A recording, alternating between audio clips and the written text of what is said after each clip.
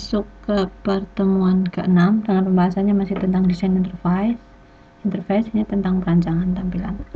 Nah, yang pertama adalah tentang cara pendekatannya.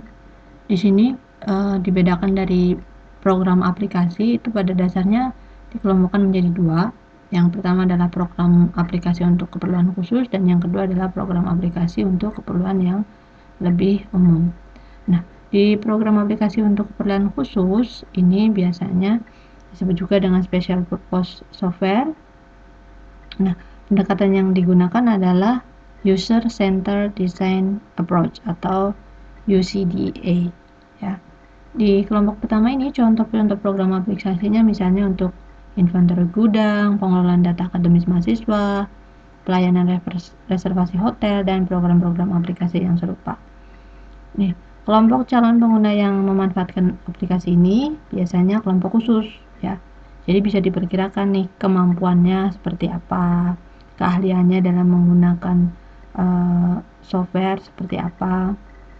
Maka pendekatan yang digunakan adalah user centered design approach. Apa itu user centered design approach? Ini adalah di pendekatan ini pengguna sendiri yang merancang antarmuka yang diinginkan.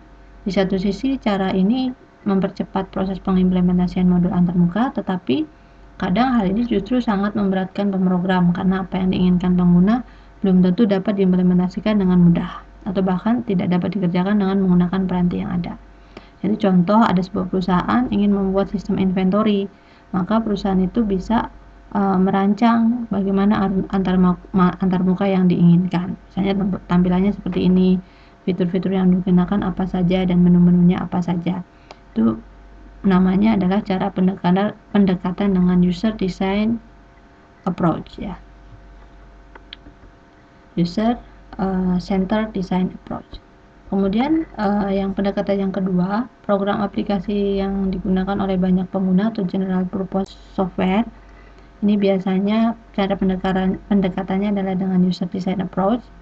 Di public software ini biasanya penggunanya pasti untuk lebih umum, digunakan oleh berbagai tingkat kepandaian dan karakteristik yang sangat beragam. Di sini biasanya antarmukanya maksudnya memaksa pengguna untuk menerima hasil rancangan. Hal ini akan berdampak pada tidak banyaknya pengguna terhadap aplikasi ini. Kunci penting dalam pembuatan antarmuka program aplikasi umum ini yaitu dengan pengguna dapat menggunakan program aplikasi dengan wajah antarmuka yang sesuai dengan selera masing-masing pengguna. Nah, di sini bisa terjadi customize. Ya, contohnya misalkan handphone, menu-menunya itu kan untuk pengguna yang mau misalkan pengguna yang udah ahli ataupun yang baru, maka menu-menunya itu sama. Tapi di situ kita bisa customize menu-menunya misalkan dari mulai latar belakang, wallpaper ataupun yang lainnya itu kita bisa modifikasi. Kemudian yang kedua adalah prinsip dan petunjuk perancangan. Prinsip terbagi menjadi 4 komponen ya antarmuka pengguna. Yang pertama adalah komponen model pengguna, bahasa perintah, umpan balik, dan penampilan informasi.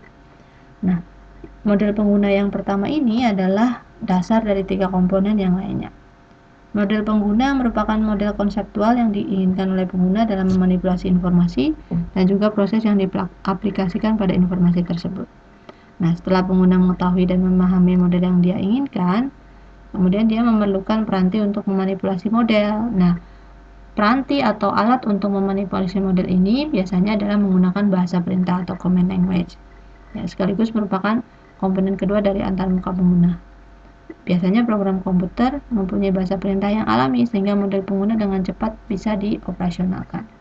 Kemudian komponen yang ketiga adalah umpan balik. Umpan balik biasa diartikan sebagai kemampuan sebuah program membantu pengguna untuk mengoperasikan program itu sendiri. Contohnya pesan-pesan penjelasan, misalkan ketika kita sudah menyimpan, di situ muncul bahwa berhasil menyimpan misalnya. Kemudian komponen yang keempat adalah tampilan informasi. Komponen ini digunakan untuk menunjukkan status informasi atau program ketika pengguna melakukan suatu tindakan ya. Perancangan harus menampilkan pesan-pesan tersebut seefektif mungkin sehingga mudah dipahami oleh pengguna. Misalnya ketika kita mengcopy filenya besar, dia muncul pesan misalkan berapa persen yang sedang di copy, progresnya berapa persen misalnya, atau mungkin tinggal 2 menit lagi atau tinggal 3 menit lagi, itu termasuk tampilan informasi. Itu adalah prinsip dan petunjuk perancangan, ada 4 komponen. Yang berikutnya adalah urutan perancangan. Seperti halnya perancangan sistem uang lain, harus dikerjakan secara top down, dari atas ke bawah. Proses perancangannya bisa dikerjakan secara stepwise refinement. Contohnya adalah yang pertama, urutannya adalah memilih ragam dialog.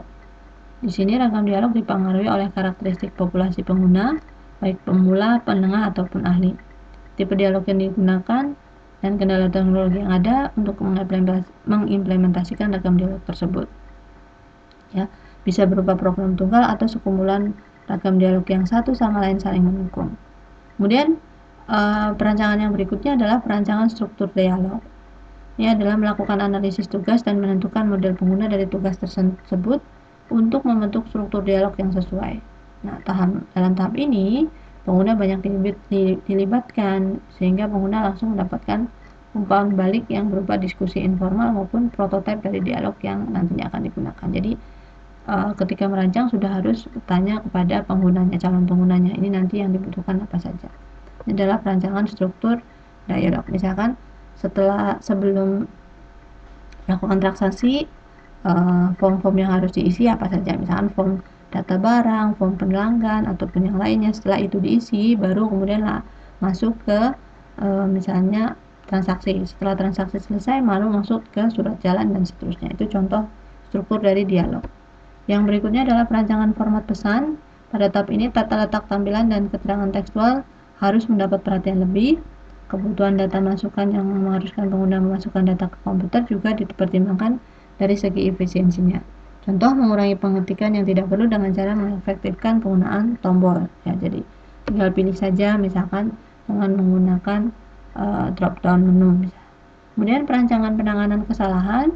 Bentuk-bentuk penanganan kesalahannya antara lain validasi pemasukan, kemudian proteksi pengguna, kemudian ada juga pemulihan dari kesalahan, ya, membatalkan tindakan yang baru saja dilakukan, menampilkan pesan salah yang tepat dan sesuai dengan kesalahan yang terjadi pada waktu itu. Misalnya ketika kita input login, kita input username kemudian password, harusnya yang muncul, kalau kita salahnya password, maka yang muncul menunya pesannya adalah kesalahan password. Jika yang salah ada user, maka kita munculnya adalah pesan bahwa user tidak ditemukan misalnya. Bukan ketika salahnya user ataupun salahnya password, menunya tampilannya tetap sama, misalkan user dan password atau password salah. Itu kurang tepat untuk penampilan pesan. Kemudian perancangan struktur data diperlukan untuk mengimplementasikan dialog berbasis grafis, jauh lebih rumit dibandingkan dengan struktur data yang diperlukan pada dialog berbasis tekstual. Ya. Kemudian itu adalah urutan perancangan. Yang berikutnya adalah perancangan tampilan berbasis teks. Pada perancangan tampilan untuk antarmuka berbasis teks, ada 6 faktor yang harus dipertimbangkan agar diperoleh tata letak tampilan yang berkualitas tinggi. Karena faktor itu nanti akan kita jelaskan. Contohnya adalah yang penginputan berbasis teks, ya, seperti ini. Ini pengisian data pribadi kurang terstruktur. Nah, di sini adalah lebih terstruktur. Jadi namanya, kemudian di sini dijelaskan pendidikannya, baru kemudian pekerjaannya. Jadi lebih mudah ketika dibaca. Nah, di sini ini adalah beberapa faktornya dari perancangan berbasis teks, dari mulai urutan penyajian, kemudian kelonggaran, penyusunan tata letak yang tidak mengindahkan estetika akan mempersulit pengguna dalam pencarian suatu teks. Pengelompokan, ya, dikelompokkan seperti tadi ya, misalkan pendidikan, pekerjaan, dan lain-lain. Kemudian relevansi, tampilkan hanya pesan-pesan yang relevan sesuai topik.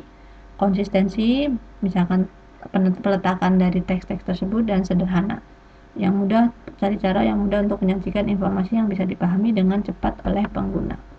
Nah, itu tadi adalah beberapa faktor dalam.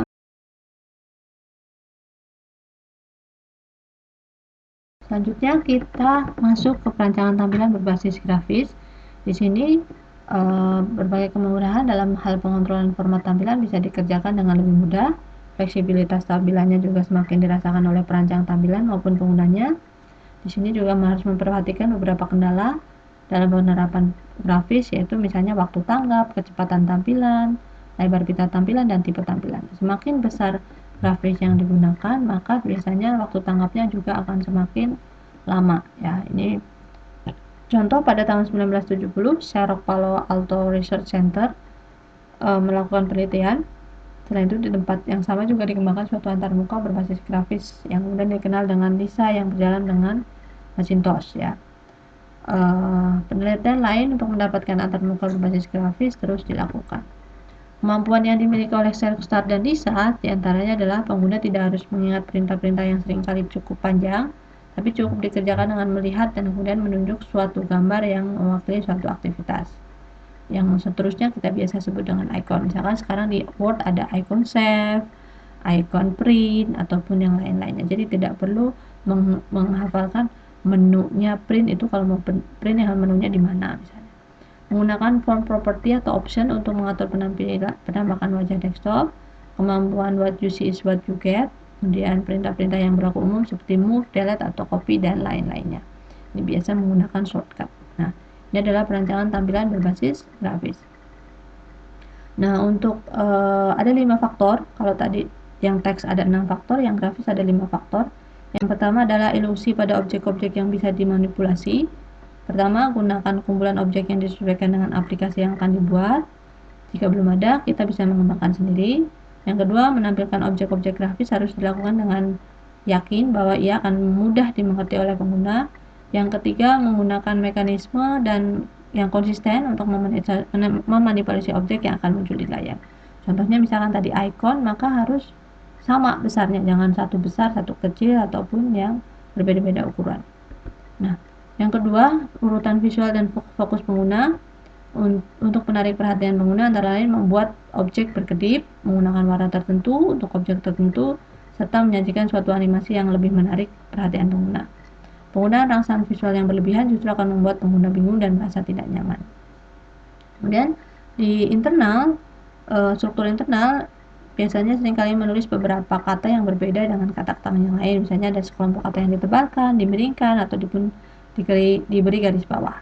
Pada salah satu pengolah kata, kita dapat melihat apa yang disebut dengan reveal code, yaitu suatu tanda khusus yang digunakan untuk menunjukkan adanya perbedaan font style. Reveal code ini tidak akan ikut dicetak, tapi digunakan untuk menunjukkan kepada pengguna antara lain tentang font style yang digunakan.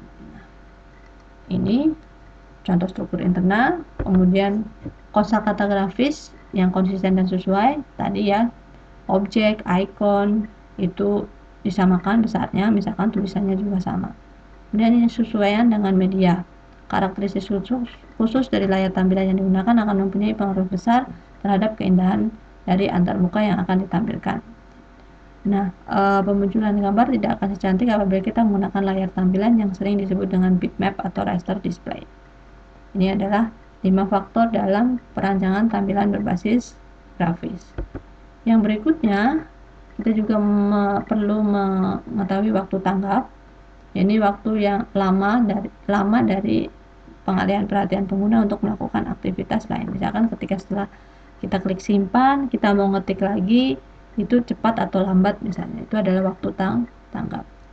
Kemudian yang berikutnya, penanganan kesalahan yang biasanya dilakukan dengan memberikan pesan umpan balik kepada pengguna akan keadaan eksekusi program, ya, compile time error, kemudian juga ada runtime error dan fatal error. Ini biasanya kalian ketika gunakan program aplikasi programming, maka muncul penanganan kesalahan yang seperti ini. Nah, kemudian ada piranti bantu sederhana, faktor yang berikutnya, pembahasan berikutnya. Ini adalah perancang membuat dokumentasi akan bentuk-bentuk tampilan yang akan diimplementasikan. Bantu sederhana yang bisa digunakan misalnya dengan lembar kerja, LKT, atau screen design worksheet. Dalam LKT, dalam lembar kerja tadi, yang disajikan ada 4 bagian: nomor, bagian tampilan, bagian navigasi, dan juga keterangan. Contohnya seperti ini. Ini ada nomornya, mungkin ada bagian keterangan, bagian navigasi, ya, ini bagian keterangan, kemudian bagian navigasi, dan juga tampilannya. Nomor, tampilan, navigasi, kemudian keterangan. Ini navigasinya ya. Kemudian yang keempat adalah jaringan semantik tampilan atau yang terakhir. Ini untuk mempermudah bagi pemrogram pada saat ia menuliskan program untuk disesuaikan dengan navigasi pada setiap lembar kerja. Pada jaringan semantik, tampilan terdiri atas dua komponen, yaitu nomor tampilan, biasanya diberi notasi dengan lingkaran, misalnya ini tampilan 1, tampilan 2, tampilan 3, tampilan 6, dan seterusnya. Kemudian transisi yang menyebabkan perpindahan ke tampilan yang lain biasanya diberi notasi dengan anak panah. Misalkan dari menu 1 ke menu 2, maka bisa menggunakan Alt X kembali ke T3. Untuk exit berarti langsung kembali ke T6. Nah, tadi adalah beberapa pembahasan terakhir mengenai desain interface. Ada 4 macam pembahasan yang bisa kalian pelajari. Oke, untuk pertemuan 6 Ibu cukupkan sampai pembahasan ini.